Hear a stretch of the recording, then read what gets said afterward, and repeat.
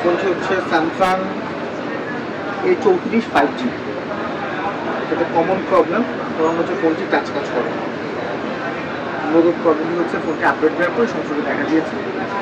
আমরা দেখি কীভাবে সেটা সমাধান করে, এবং আমি সাথে করে দেখেছি একটু যারা নতুন আসলে দেখা দিচ্ছে ইজিলি কীভাবে কাজটা করতে পারে।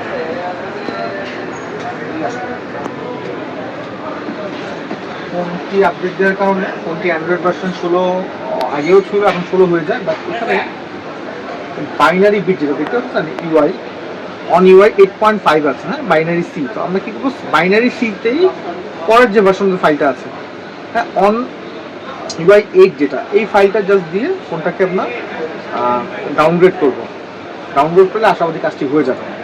তো আমরা অলরেডি ফাইলটি ডাউনলোড করেছি এবং সেই সাথে ফাইলটা স্যাম FW টুলে লোড করেছি। তো আমরা এখন ফাইলটি লোড করার চেষ্টা করব। ফোনটি ফ্ল্যাশ করার শেষে আপনাদেরকে দেখাবো যে কাজটি আসলে হলো কিনা।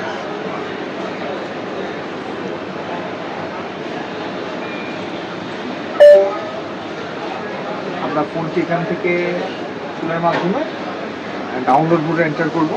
ডাউনলোড মোড চলে আসছে অলরেডি আমাদের। আমরা ফোনটা এখন ফ্ল্যাশে রাইট ক্লিক করবো। ফাইলটি রাইট হওয়ার পর আমরা ফোনটি চেক করবো। ঠিক আছে, আপাতত কাজ করে দেখি। ফোনটি ফ্ল্যাশিং কমপ্লিট হয়েছে, এখানে দেখতে পাচ্ছেন আপনারা। একটু নিয়ে আসো, জুম করে দেখাও জায়গাটা। স্যামসাং মডেল 29 আছে। আর এই যে ফাইল দেখতে পাচ্ছেন, কমপ্লিট ফোনটি ফুল ফ্ল্যাশ করা হয়েছে। এবং এখানে দেখি আমরা ফোনটাকে অলরেডি কাজ করা শুরু করে দিয়েছে। অনেকে ডিসপ্লে চেঞ্জ করে ট্রাই করেছে বা প্রসেসর রিভলভ করা হচ্ছে ফোনটা, বাট তাও কাজ করে নাই।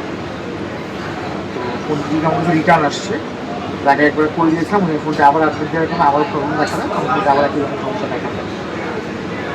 ওটার FRP লক আছে, যা কাস্টমার জানে জিমেল, সেটা ওইখানে আর কি মেটামেটি করবো না। মেন গেমটা হচ্ছে এখানে, এটা দেখতে পাচ্ছেন F34 5G। এটা বাইনারি বিট হচ্ছে সি, অ্যান্ড্রয়েড ভার্সন 16, বাট এখানে অন ইউআই 8.5 দেওয়া আছে। সেম বাইনারি ছাড়া কোনো ফ্ল্যাশ নিবে না।